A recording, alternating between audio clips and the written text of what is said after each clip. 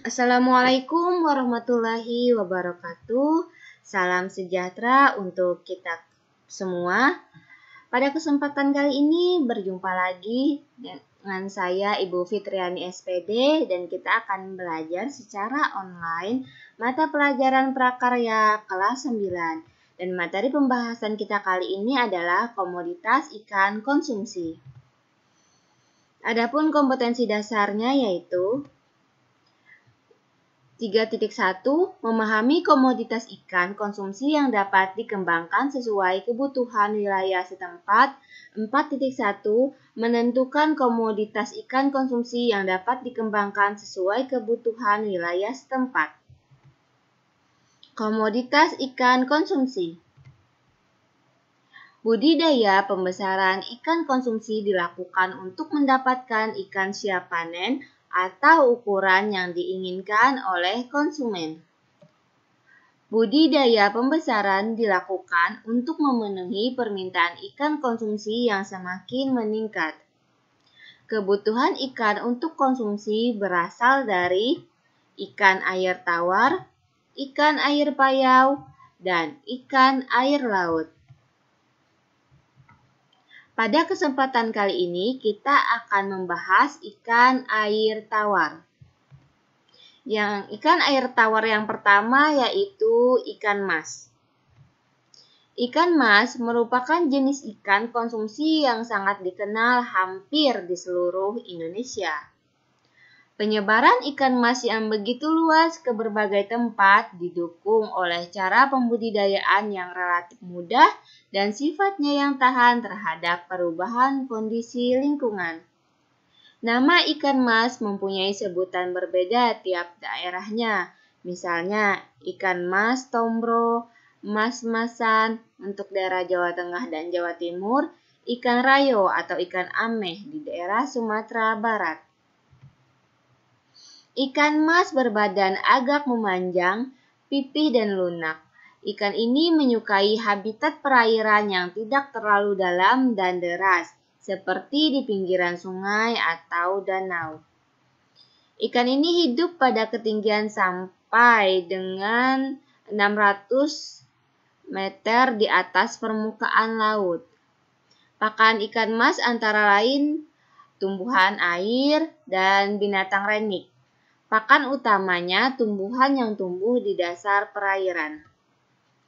Pemijahan ikan mas dapat dilakukan sepanjang tahun dan tidak tergantung musim. Pembenihan ikan mas biasa dilakukan selama 2-3 minggu untuk benih siap didedarkan. Pembesaran ikan mas dilakukan saat benih sudah berukuran 5 cm sampai dengan 8 cm yang berasal dari hasil pendederan. Pembesaran ikan mas dilakukan selama 3-4 bulan sesuai ukuran ikan yang menjadi tujuan panen. Selama pembesaran, ikan diberi pakan tambahan berupa pelet. Pemberian pakan dilakukan pagi, siang, dan sore, sedikit demi sedikit, agar pakan tidak tenggelam ke dasar perairan atau kolam. Ikan air tawar selanjutnya yang akan kita bahas adalah ikan nila. Ikan nila merupakan salah satu jenis ikan air tawar yang paling banyak dibudidayakan di Indonesia. Nila dapat dibudidayakan di berbagai wadah, seperti kolam air tenang, kolam air deras, dan sawah. Bentuk badan ikan nila pipih ke samping, warna tubuh umumnya putih kehitaman, dan merah, sehingga dikenal sebagai nila hitam dan nila merah. Nila dapat dibudidayakan di dataran rendah sampai pada ketinggian 1000 meter di atas permukaan laut. Pakan nila berupa plankton dan tumbuh-tumbuhan lunak seperti hidrilla dan ganggang sutra. Nila dapat diberi makanan tambahan berupa pakan buatan. Ukuran pembesarannya sebaiknya dilakukan selama 4 sampai dengan 5 bulan sampai ukuran ikan mencapai 8 sampai dengan 12 cm. Padat penebaran benih di kolam terpal antara 15 sampai dengan 20 ekor per meter kuadrat dengan kedalaman air 80 cm sampai dengan 100 cm. Nila diberi pelet sebanyak 2-4% dari bobot biomasa ikan dan diberikan 3-5 kali per hari. Ikan air tawar selanjutnya yang akan kita bahas adalah ikan lele. Lele mempunyai bentuk tubuh memanjang, berkulit licin dengan kepala pipih, mulutnya berada di ujung atau terminal dengan 4 pasang sungut, sirip ekor dan perut membundar.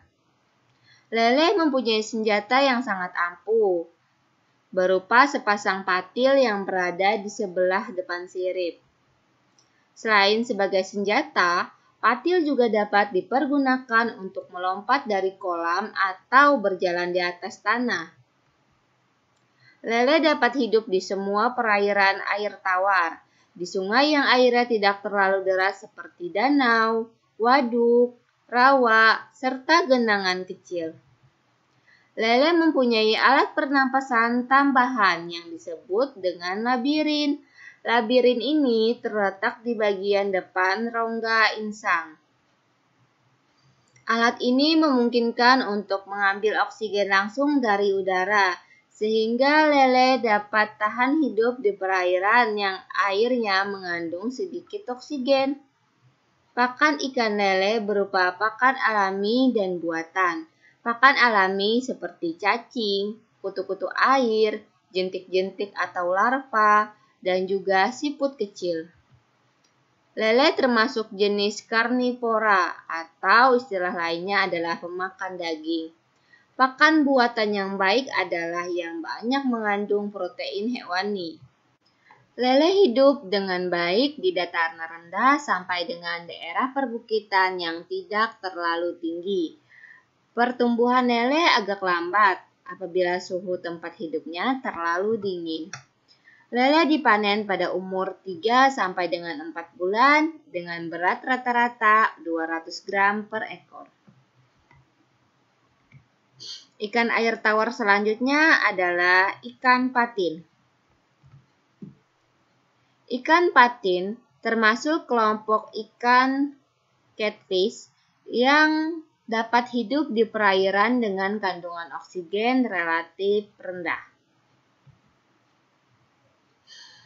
Patin sangat responsif terhadap pakan buatan serta memiliki pertumbuhan yang cepat, sehingga termasuk jenis ikan yang berukuran besar.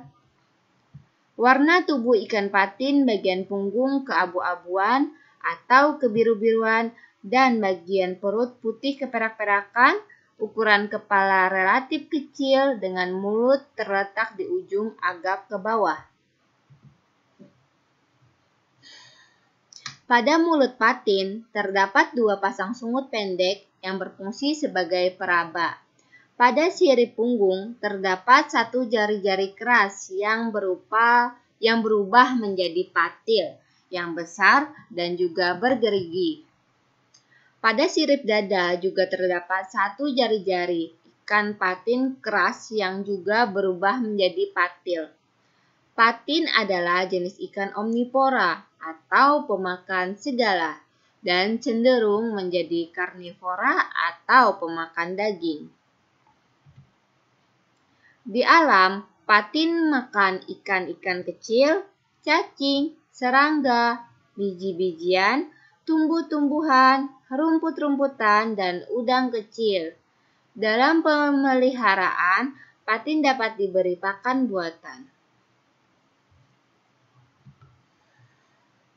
Ikan air tawar selanjutnya yang akan kita bahas adalah ikan gurami. Ikan gurami di kalangan pencinta menu masakan dikenal sebagai ikan mewah karena harga jual yang tinggi dan cita rasa yang juga enak. Daging ikan gurami renyah dan sedikit berduri. Gurami berkembang dengan baik di daerah dataran rendah. Ketinggian yang ketinggian lokasi yang cocok untuk budidaya mulai dari 0 sampai dengan 800 meter di atas permukaan laut pada suhu 24 sampai dengan 28 derajat Celcius. Gurami peka terhadap suhu rendah sehingga tidak produktif dibudidayakan di daerah suhu rendah. Gurami memijah pada umur 2 sampai 3 tahun. Produktivitas telur meningkat di musim kemarau. Telur gurami akan menetas dalam selang waktu 10 hari. Gurami menyukai perairan yang jernih, tenang, dan tidak banyak mengandung lumpur. Gurami termasuk ikan omnivora atau pemakan segala. Tumbuhan yang biasa dimakan yaitu azolla, kangkung, dan daun talas dengan pakan buatan tambahan berupa pelet. Pemberian pakan dilakukan sebanyak-banyaknya. Pembesaran ikan gurami menggunakan benih dengan berat minimum 100 gram per ekor. Pembesaran dilakukan sampai berat ikan gurami minimal 500 gram atau lebih sesuai keinginan konsumen. Waktu yang diperlukan untuk mencapai 500 gram per ekor yaitu sekitar 6 bulan. Sedangkan untuk mencapai berat 1 kg per ekor membutuhkan waktu sekitar 9 bulan. Sekarang ada tugas untuk kalian. Berdasarkan penjelasan tadi, ikan apa yang dapat berpotensi dikembangkan atau dibudidayakan di daerahmu? Berikan alasannya.